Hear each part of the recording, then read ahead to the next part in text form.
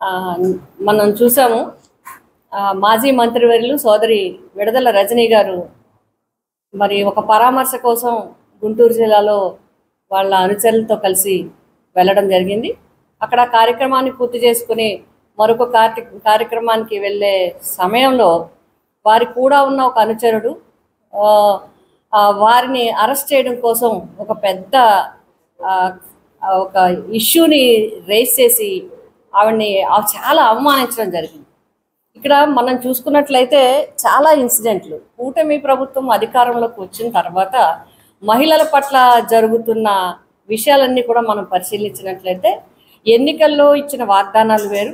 మహిళలకి రక్షణ కల్పిస్తామని, మహిళలందరికీ కూడా మేము బాధ్యతగా అన్ని కార్యక్రమాలు చేస్తామని, ప్రభుత్వ సంక్షేమ పథకాలు మహిళలకి అగ్రస్థానం ఇస్తామని, గత ప్రభుత్వం అంటే వైఎస్ఆర్సీపీ ప్రభుత్వం ఏదైతే మహిళలకు చేసిందో అన్ని కార్యక్రమాలు అంతకు మించి మేము చేస్తామని చెప్పి వాగ్దానాలు ఇచ్చి అధికారంలోకి వచ్చిన తర్వాత సూపర్ 6 ఇప్పటి వరకు లేదు.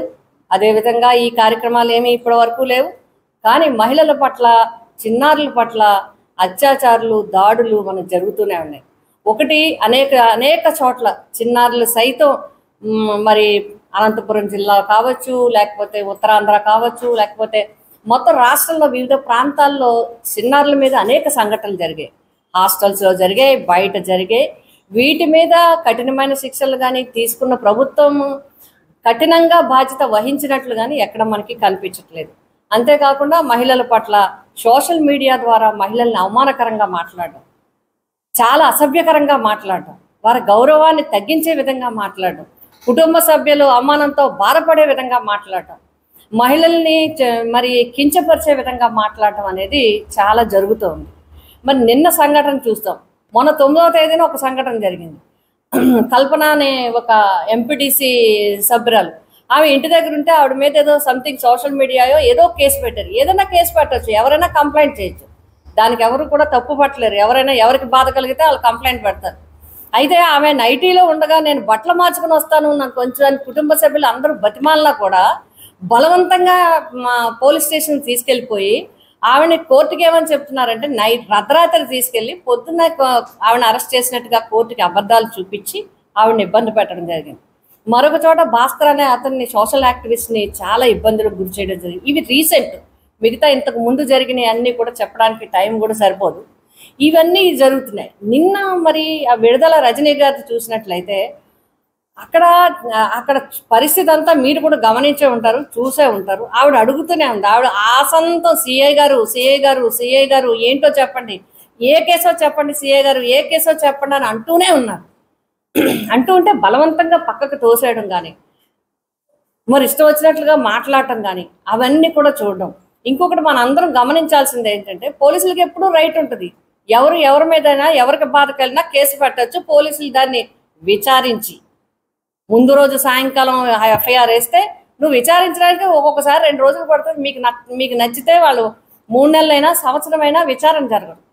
పోనీ కాదు, మీకు ఏదో ఇచ్చారు, దాని మీద ఏదో టార్గెట్ ఉంది, ఇచ్చారు, ఇస్తే మీరు వ్యక్తి అక్కడ మేమంతా గమనించింది ఏంటంటే ఇప్పుడు అక్కడ ఆ అనుచరుణ్ణి అరెస్ట్ చేయడం కాదు, విడుదల రజనీ గారిని, ఒక ఎక్స్ మినిస్టర్ని, ఒక మహిళని, ఒక బీసీ వర్గానికి చెంది ఎంతో చక్కగా చదువుకొని రాజకీయాల్లోకి వచ్చి చక్కగా ఒక వైద్య శాఖ మంత్రిగా చక్కగా పనిచేసిన ఒక వ్యక్తిని నడివీధిలో అవమానించడానికి చేసిన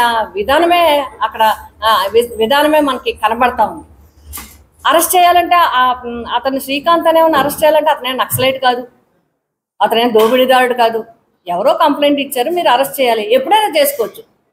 మీ సిఐ లెవెల్లో, డిఎస్పీ లెవెల్లో, ఎస్పీ లెవెల్లో, లేకపోతే ఎస్ఐ లెవెల్ దగ్గర నుంచి ఎవరైనా ఎప్పుడైనా అతన్ని అరెస్ట్ చేయాలంటే అంత పెద్ద విషయం కాదు.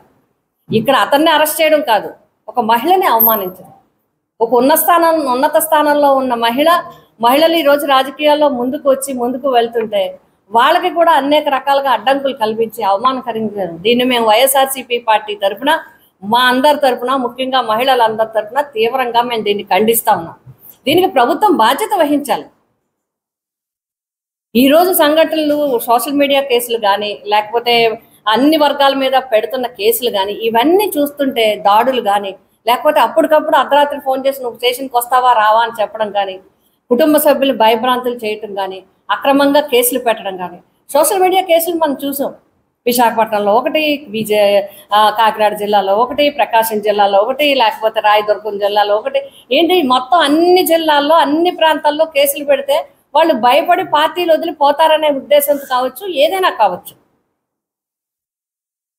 ఈరోజు ఎవరు ఇది అందరూ పోలీసులు తిడుతున్నారు. నేనైతే ఏమంటానంటే పోలీసులను కూడా పాములుగా వాడుకుంటున్నారు. పోలీసు యంత్రాంగాన్ని ఈరోజు ప్రభుత్వం పాములుగా వాడుకుంటుంది అనేది నా అభిప్రాయం. దాన్ని పోలీసు యంత్రాంగం గమనించాలి. మీకు అరెస్ట్ చేయడానికి ఎప్పుడూ అధికారం ఉంది. దండం ఎవరి దగ్గర ఉంటుంది? దండం పోలీసు దగ్గరే ఉంటుంది. ఎందుకు ఇచ్చారు? భారత రాజ్యాంగం మనకు ఎందుకు ఇచ్చింది ఈ హక్కుల్ని? సంయమనం పాటించాల్సిన అవసరం లేదా? రూల్స్ పాటించాల్సిన అవసరం లేదా? ఒక మహిళ, ఒక మంత్రి, ఒక మాజీ మంత్రి, ఒక మహిళ వాళ్ళు వెళ్తూ ఉంటే ఒక టీంలో ఉన్నప్పుడు మహిళా పోలీసులు వీళ్ళందరూ ఉండాల్సిన అవసరం లేదా? ఆవిడతో చెప్పాల్సిన అవసరం లేదా? ఒకవేళ నిజంగా అరెస్ట్ చేయాలంటే కారు దగ్గర నువ్వు నీ పోలీసులు ఎవరైతే ఉన్నారో వాళ్ళు పెట్టి, మేడం ఇదిగో మీ కారులో ఉన్న వ్యక్తి మీద ఈ కేసు ఉంది, ఇది ఉంది, మాకు అవకాశం ఇవ్వండి, మేము తీసుకువెళ్ళాలి, ఇప్పుడు దొరకకపోతే దొరకదని చెప్పాల్సిన బాధ్యత లేదా? ఆవిడ అడుగుతూనే ఉన్నారు, ఇతని మీద ఉన్న కేసు ఏంటి, ఇతను ఏంటి అని మాట్లాడమని. సీఏ గారు అంటూనే ఉన్నారు. కంటిన్యూ ఆవిడ అడుగుతూనే ఉన్నారు. కూడా ఆ విధంగా చేయటం అనేది చాలా చాలా బాధాకరం, అవమానకరం, ఇబ్బందికరం. కాబట్టి ప్రభుత్వ యంత్రాంగం ఎవరైతే ఉన్నారో తప్పనిసరిగా ముఖ్యమంత్రి గారు, హోంమంత్రి గారు మీరందరూ కూడా దీని మీద బాధ్యత వహించాలి. పోలీసులు బాధ్యత కాదు, ప్రభుత్వం బాధ్యత వహించాలి.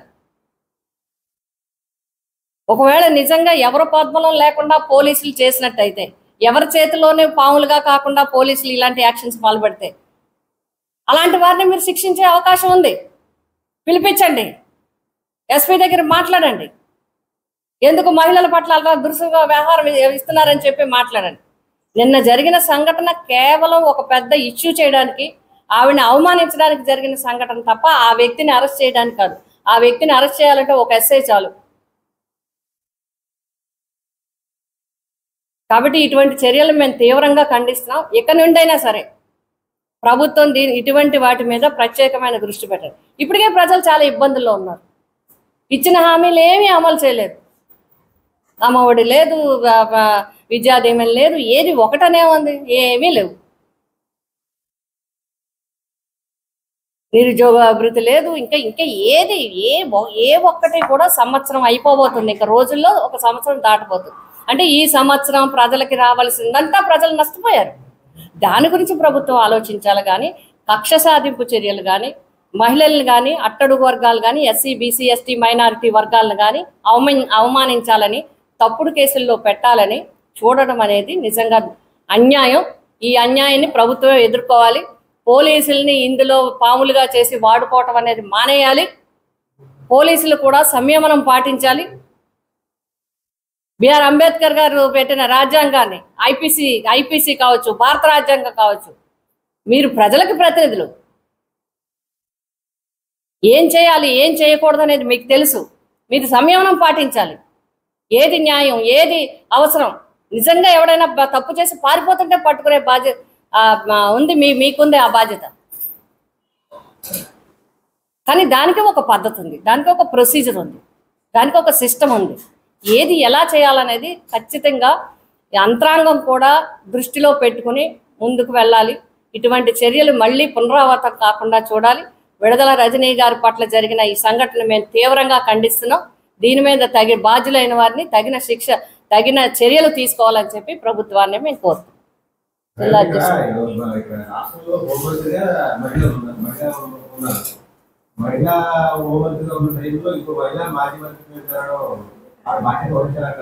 ఖచ్చితంగా ఇందాక నేను చెప్పాను, ముఖ్యమంత్రి గారు, హోంమంత్రి గారే దీని మీద బాధ్యత రివ్యూ చేయాలి. ఎందుకు ఈ సంఘటనలు జరుగుతున్నాయి, ఇలా సంఘటనలు జరగడానికి కారణాలు ఏంటి? నేను ఇందాకే ప్రస్తావించడం జరిగింది. మహిళా మంత్రి గారు ఉన్నారు. మహిళ అయినా పురుషులైనా ఎవరైనా సరే ఇటువంటి విధానాలు ఇవి రాజకీయాల్లో ముఖ్యంగా మహిళలు ఇప్పుడిప్పుడే రాజకీయాల్లోకి వచ్చి అన్ని రంగాల్లో కూడా వాళ్ళు కూడా తమ తమ ప్రతిభని ప్రూవ్ చేసుకోవడానికి ముందుకు వస్తుంటే కుటుంబ సభ్యులు ఎందుకు ఒప్పుకుంటారు? ఎందుకు వచ్చిన రాజకీయాలు మీకు ఎందుకు అని చెప్పి మమ్మల్ని మళ్ళీ ఇంటికి పరిమితం చేసే పరిస్థితులు వస్తాయి. ఇప్పటికే ఆ అమ్మాయిలను ఎక్కడికైనా చదువులకు దూరంగా పంపించి ఇప్పుడు చక్కగా అందరూ కూడా మీరు నిన్న చూశారు, మహిళలు గరిటె వంట చేయడానికి గరిటే కాదు, పాకిస్తాన్ యుద్ధంలో గన్లు కూడా పట్టుకుని లీడ్ చేసింది మహిళలు.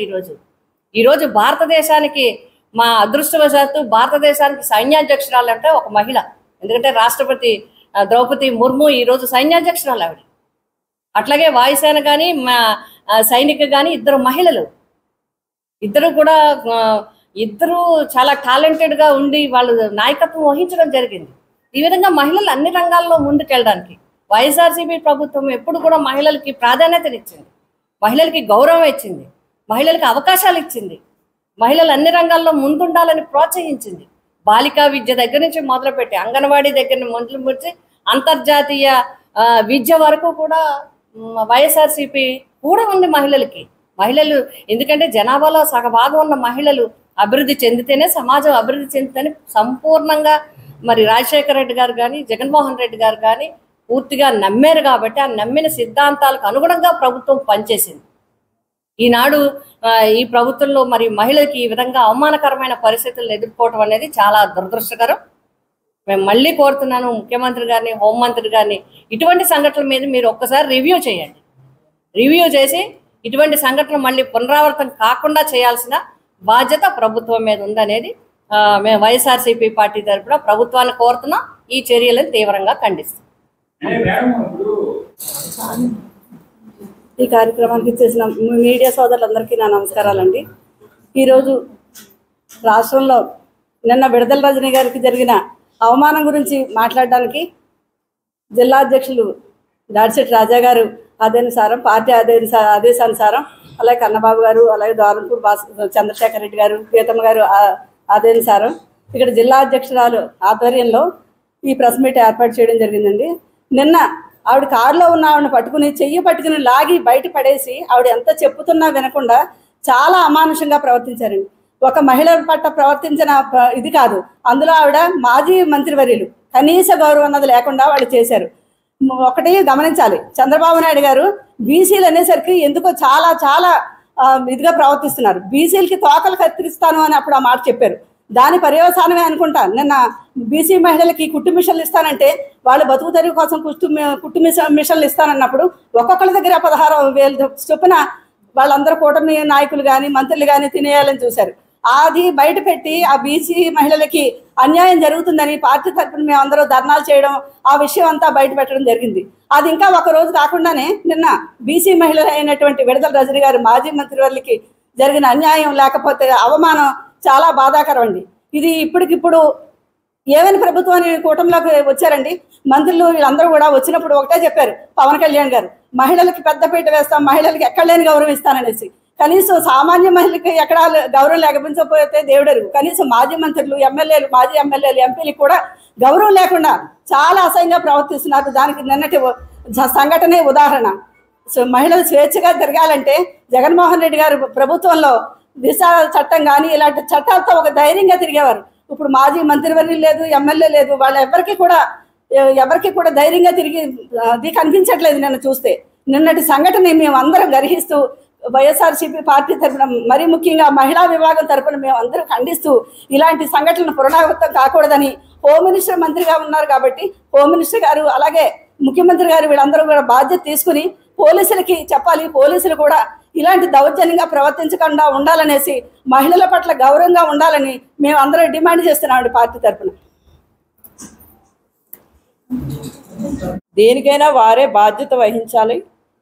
మరి ఒక ఎస్సీ ఎంపీటీసీ అయినటువంటి కల్పన గారిని అర్ధరాత్రి ఆ విధంగా మరి 3 గంటల టైంలో కనీసం డ్రెస్ చేంజ్ చేసుకుని వస్తానన్నా కూడా ఒక నిమిషం కూడా టైము కేటాయించకుండా ఆమెని లాక్కెళ్ళి జీప్లో తరలించడం జరిగింది. మరి ఇటువంటి చర్యలు, అమానుష చర్యలని మేము తీవ్రంగా ఖండిస్తున్నాం వైఎస్ఆర్సీపీ తరఫున. ఇమీడియట్గా సిఐ ఎవరైతే ఉన్నారో అతన్ని ఇమీడియట్గా సస్పెండ్ చేయాలని మేము అందరం డిమాండ్ చేస్తున్నాం. రానున్నది ఖచ్చితంగా మా జగనన్న ప్రభుత్వమే. ఇటువంటి తప్పులు చేసిన వారిని సప్త సముద్రాలైనా సరే దాటి వారిని కఠినంగా శిక్షిస్తామని హెచ్చరించడం జరుగుతుందని ఆల్రెడీ జగనన్న చెప్పడం జరిగింది. మేమందరం కూడా మా జగనన్న ప్రభుత్వంలోనే మహిళలకి స్వేచ్ఛ స్వాతంత్రం ఉంటుందని మేము మనస్ఫూర్తిగా కోరుకుంటూ వచ్చేది జగనన్న ప్రభుత్వం అని మీ అందరికీ పత్రికాముఖంగా తెలియజేసుకుంటున్నాం.